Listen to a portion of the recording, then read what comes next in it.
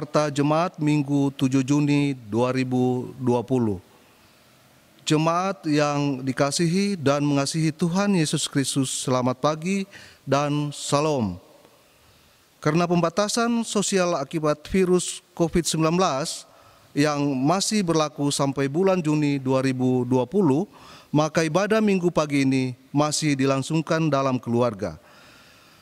Meski ibadah hanya dalam rumah setiap keluarga dan bukan di dalam gereja, tapi jangan mengurangi suasana terutama makna peribadahan.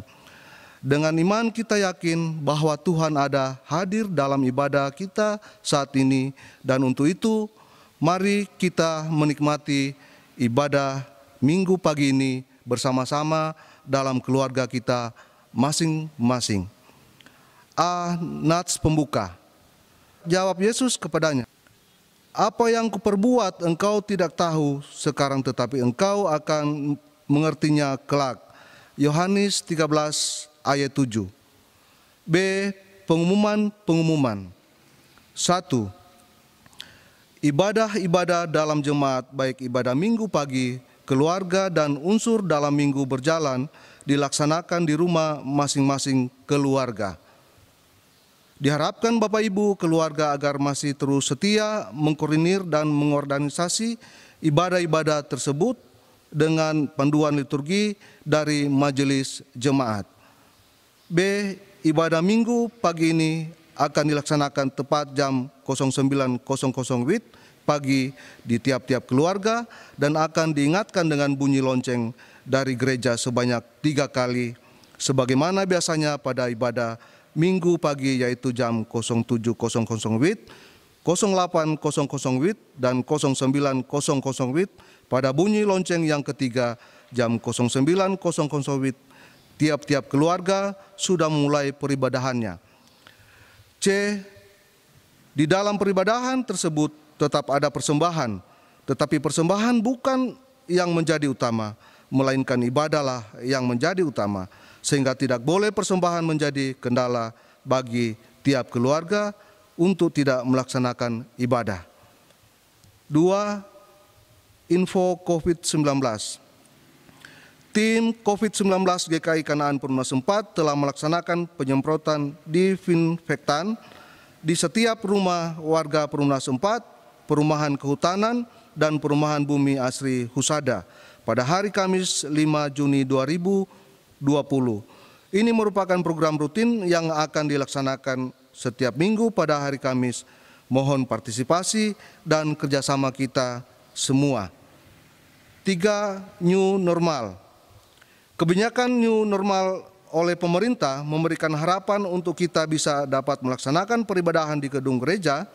Namun demikian, saat ini kita belum dapat melakukannya karena kita perlu petunjuk pelaksanaan dari pimpinan gereja, dalam hal ini Sinode GKI dan Klasis. Untuk itu mohon kesabaran jemaat untuk tetap melaksanakan ibadah di rumah masing-masing. C. Himbauan. Dengan adanya kebijakan pemerintah untuk menerapkan pelaksanaan new normal, maka kita akan memasuki fase dan pola hidup yang baru. Untuk itu, dihimbau kepada tiap warga jemaat dapat melaksanakan new normal agar tetap memperhatikan dan menjalankan prosedur standar yang ditetapkan oleh pemerintah dengan disiplin. D. Ucapan terima kasih. Demikian Warta Jemaat GKI Kanaan pada ibadah minggu pagi ini, dan atas nama majelis dan jemaat kami mengucapkan terima kasih dan selamat beribadah. Shalom. Bapak, Ibu, saudara-saudari jemaat yang diberkati oleh Tuhan kita Yesus Kristus, sudah 1 minggu lamanya kita telah memperingati peristiwa pencurahan Roh Kudus atau yang biasa dikenal dengan nama Pentakosta. Tidak terasa sudah hampir kurang lebih 3 bulan lamanya kita semua melakukan aktivitas kerja, belajar, dan beribadah dari rumah. Hal ini dikarenakan pandemi COVID-19 yang sedang melanda bangsa dan negara kami. Jumlah pasien positif yang ada di pusat dan khususnya di Papua dan kota Jayapura semakin hari semakin bertambah. Pandemi COVID-19 membuat semuanya menjadi terbatas. Tetapi dalam iman percaya kami kepada Kristus Yesus yang adalah Tuhan dan Juru Selamat kami, yang membuat kami tetap kuat, membuat kami tetap sabar dalam menghadapi cobaan dan pergumulan yang berat ini. Ibadah kami terbatas. Kami tidak bisa melakukan ibadah di gereja seperti biasanya, tetapi tidak mengurangi sukacita kami untuk terus beribadah, memuji, dan memuliakan nama Tuhan. Sebab Engkau sendiri telah berkata dalam kitab Injil Matius pasal 18 ayat 20 yang berbunyi, sebab di mana 2 atau 3 orang berkumpul dalam namaku, di situ aku ada di tengah-tengah mereka. Bapak Ibu jemaat yang diberkati oleh Tuhan kita Yesus Kristus, Roh Kudus telah dicurahkan ke atas murid-murid Yesus yang biasa kita sebut Pentakosta. Ketika perayaan Pentakosta bagi orang-orang Yahudi berlangsung, turunlah Roh Kudus atas para murid yang memampukan mereka untuk berkata-kata dalam bahasa lain. Karena itu, bagi orang Kristen, kita memperingati Pentakosta sebagai hari turunnya Roh Kudus. Roh yang dijanjikan Tuhan sebelum Ia terangkat ke sorga. Roh Kudus menolong dan menguatkan para murid Tuhan Yesus untuk bersaksi dengan berani ke berbagai tempat. Bapak Ibu jemaat yang diberkati oleh Tuhan kita Yesus Kristus, pembacaan dalam kitab Kisah Para Rasul pasal 10 ayat 44 sampai dengan ayatnya yang ke-48 adalah merupakan bagian dari perjumpaan Petrus dengan Kornelius dalam satu peristiwa penglihatan yang diatur oleh Tuhan. Baik Rasul Petrus maupun Kornelius masing-masing melalui doa di tempat yang berbeda ketika peristiwa penglihatan yang penting tersebut itu terjadi. Dalam kaitan ini hendak ditekankan pentingnya sebuah doa. Doa turut mempersiapkan manusia untuk menerima peristiwa-peristiwa besar yang terkadang tidak logis. Petrus adalah rasul yang telah menerima Roh Kudus, telah bersaksi tentang Tuhan Yesus. Dengan kuasa Roh Kudus, Petrus berkhotbah. Dengan kuasa Roh Kudus, Petrus menyembuhkan orang lumpuh di pintu gerbang Bait Allah. Dan dengan kuasa Roh Kudus, Petrus membangkitkan Tabita. Namun di sepanjang hidupnya masih dipenuhi dengan segala peraturan-peraturan orang Yahudi. Petrus ia mematuhi segala aturan-aturan, mulai dari makanan yang najis sampai kepada orang-orang yang bukan Yahudi. Sampai suatu hari Tuhan datang dalam penglihatan dan mengajarkannya suatu hal yang baru. Alkitab mencatat bahwa Kornelius adalah seorang perwira tinggi Romawi dari Kaisarea di Palestina. Kornelius adalah salah seorang dari golongan non-Yahudi yang disebut-sebut sebagai seorang yang takut akan Allah. Perwira Kornelius dicatat sebagai non-Yahudi atau orang kafir. Orang kafir pertama yang bertobat dan kemudian memeluk agama Kristen. Ketika Kornelius dan seisi rumah serta rekan-rekannya mendengarkan khotbah yang dibawakan oleh Rasul Petrus, membuat Kornelius dan rekan-rekan serta seisi rumah mereka menjadi percaya, dan kemudian mereka menerima Roh Kudus dan mereka berkata-kata dalam bahasa roh untuk memuliakan Allah. Segera sesudah mereka percaya kepada Yesus, kemudian mereka dibaptiskan dalam nama Yesus Kristus. Kornelius dan seisi rumahnya menyembah Allah. Mereka tekun berdoa, dan Kornelius sendiri adalah seorang pribadi yang sangat dermawan pada orang-orang Yahudi yang berkekurangan. Bapak Ibu jemaat yang diberkati oleh Tuhan kita Yesus Kristus, cerita mengenai pencurahan Roh Kudus kepada non-Yahudi atau orang-orang kafir dalam kitab Kisah Para Rasul pasal 10 ini sangat mirip dengan berita Pentakosta pertama yang termuat dalam kitab Kisah Para Rasul pasalnya yang kedua. Orang-orang Yahudi bersama Rasul Petrus, mereka heran bahwa orang-orang kafir ini, mereka telah menerima karunia Roh Kudus sama seperti mereka telah menerimanya lebih dahulu di Yerusalem. Untuk diketahui bahwa dalam peristiwa Pentakosta yang pertama, di situ tidak disebutkan adanya air baptisan.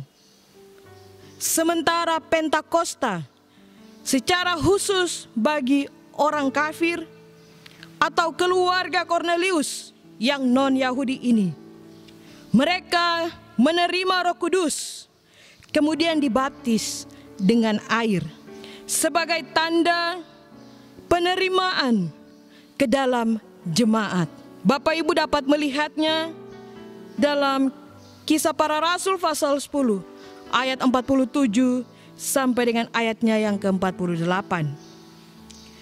Pemberian Roh Kudus kepada orang-orang kafir mirip dengan apa yang terjadi pada Pentakosta yang pertama.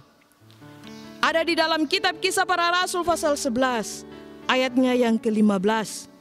Dan berkaitan dengan penggenapan nubuat Yesus dalam kitab Kisah Para Rasul pasal 11 ayatnya yang ke-16. Yang berbunyi, kamu akan dibaptis dengan Roh Kudus. Roh Kudus adalah pemberian yang dicurahkan Tuhan bagi kita sebagai tanda bahwa Tuhan diam di dalam hidup kita. Melalui nats ini, kita akan lebih memahami lebih jauh peran dan kuasa Roh Kudus yang telah dicurahkan kepada kita, dan akan membuat kita semakin memahami tentang pekerjaan Roh Kudus di tengah-tengah kehidupan kita. Yang pertama, hikmat dan pengertian. Bapak Ibu jemaat yang diberkati oleh Tuhan kita Yesus Kristus, ketika kita, pribadi kita, keluarga kita bersedia untuk membuka diri pada firman Tuhan, maka disitulah kuasa Roh Kudus akan bekerja dalam diri kita untuk dapat mengerti dan memahami apa maksud dan pekerjaan Tuhan dalam hidup kita. Hal ini dapat kita lihat pada nats setelah Petrus selesai berkhotbah, kuasa Roh Kudus bekerja pada orang-orang yang mendengarkannya, serta mereka memberikan diri untuk menerima baptisan. Hikmat dan pengertian dari Tuhan sangatlah kita perlukan dalam diri kita masing-masing.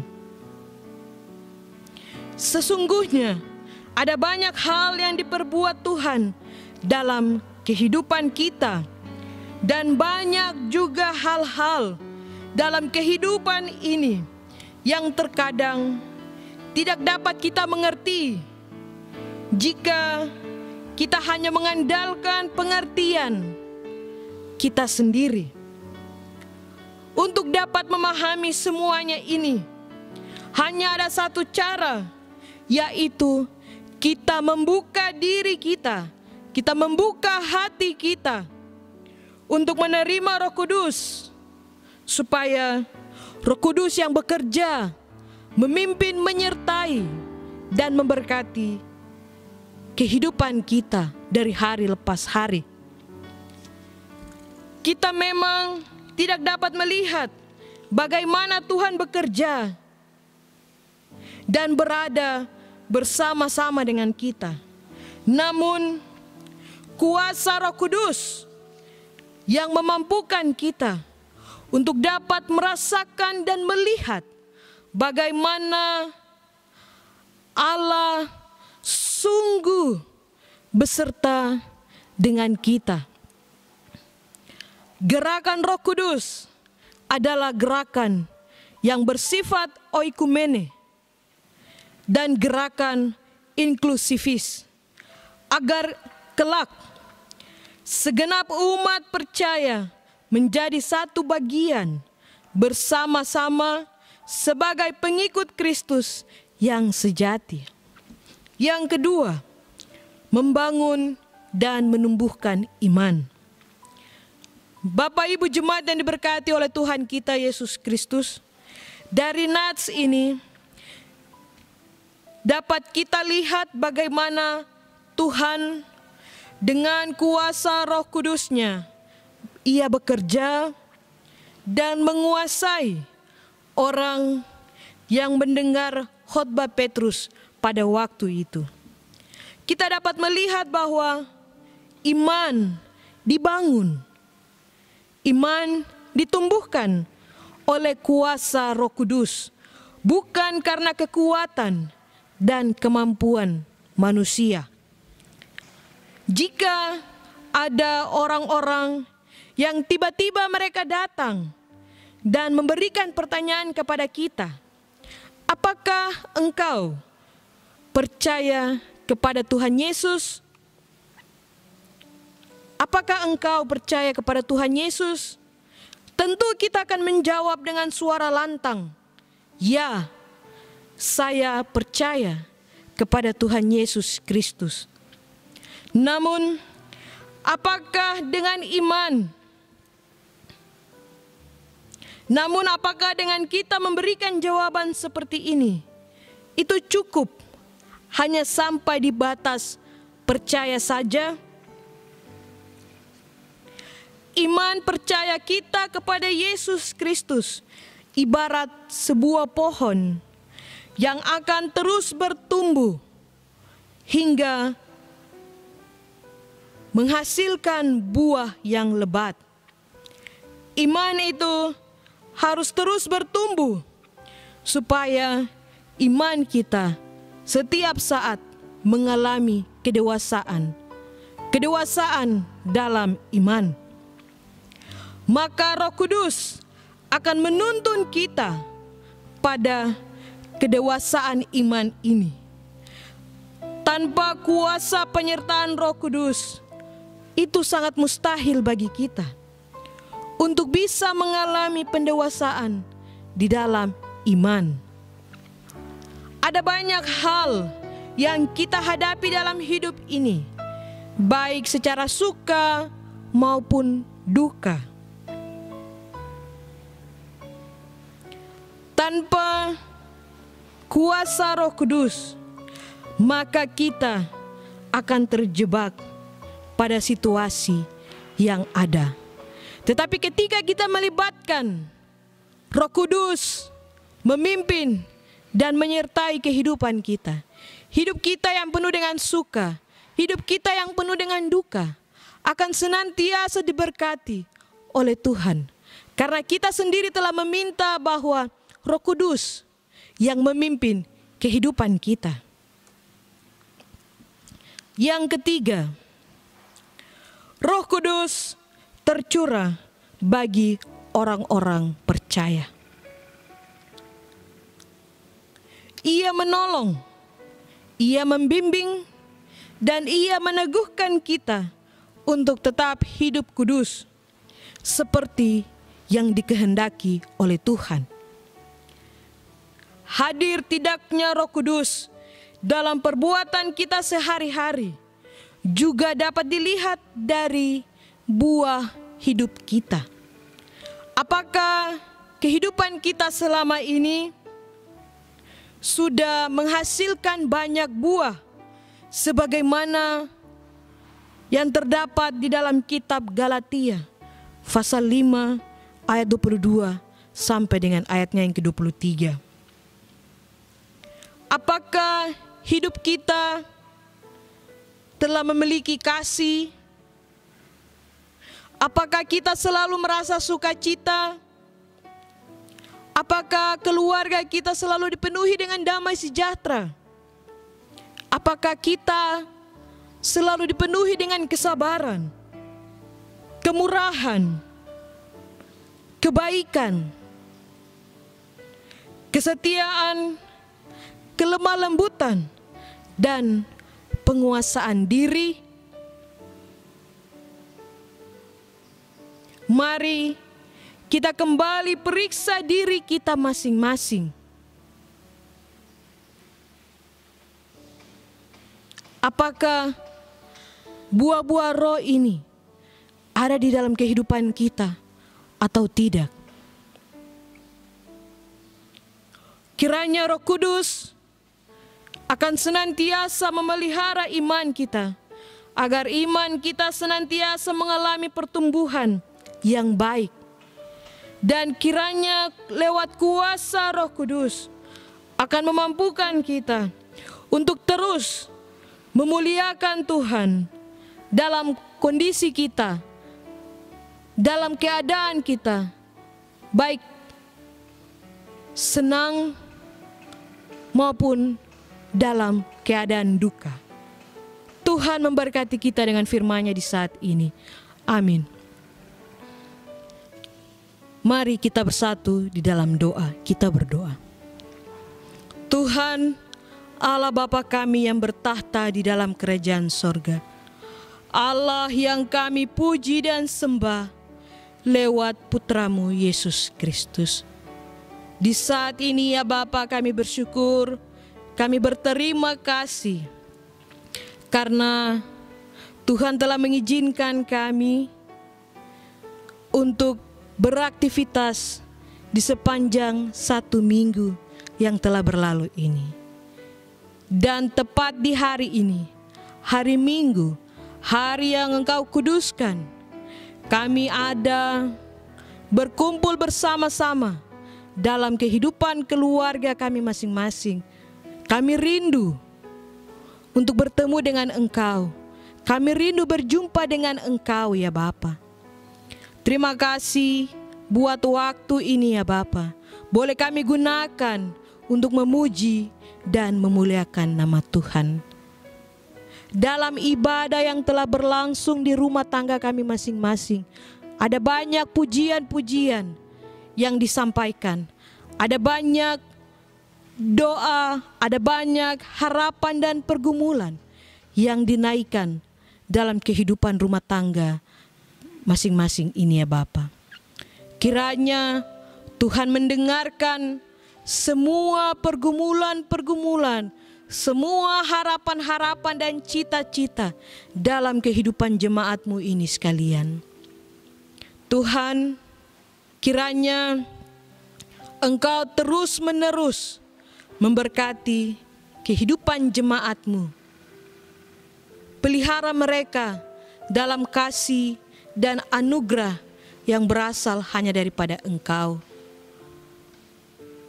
Tuhan senantiasa memberkati pekerjaan-pekerjaan mereka, memberkati rumah tangga mereka masing-masing.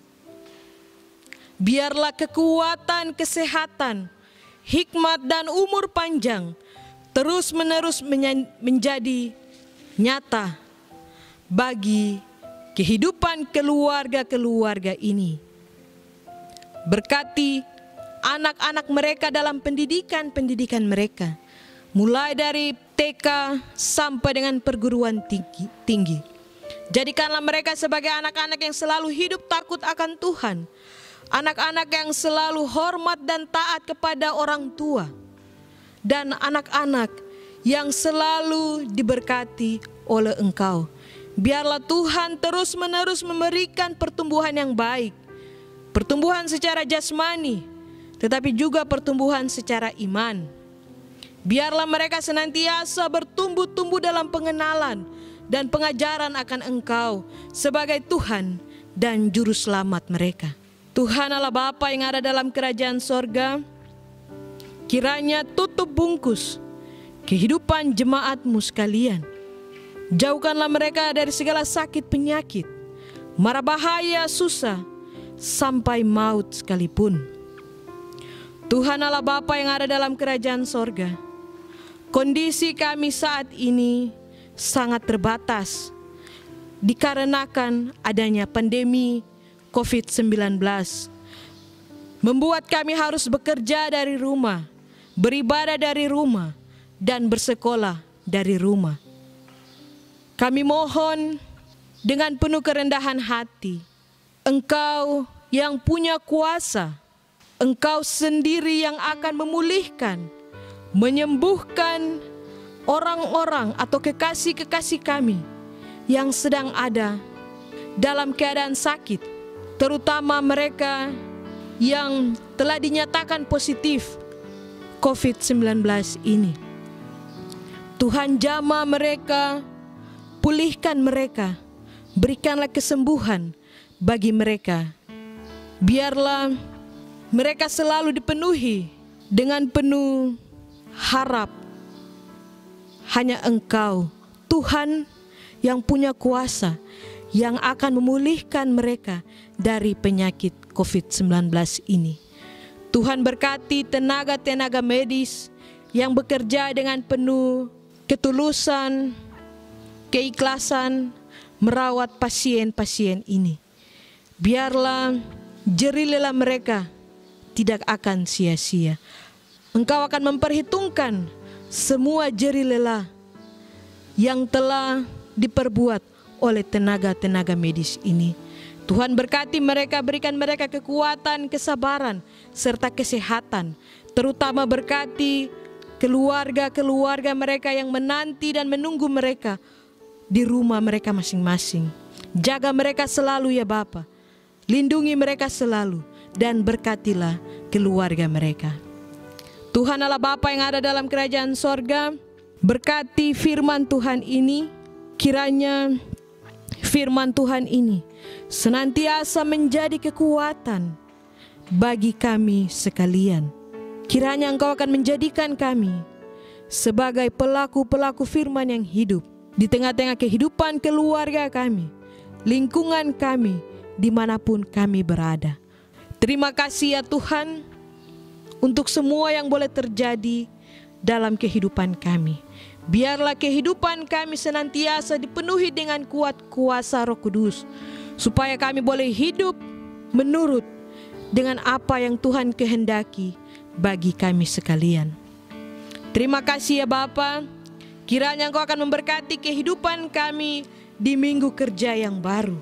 Jaga kami selalu, berikanlah kami kekuatan supaya kami boleh memasuki minggu kerja yang baru dalam keadaan sehat, dalam keadaan kuat, dalam keadaan baik. Dan terlebih lagi, ketika kami memasuki minggu kerja yang baru, kami bersyukur karena Tuhan telah mengizinkan kami boleh memasuki minggu kerja yang baru ini. Dan di situ ada ungkapan syukur yang kami naikkan kepadamu ya Bapa.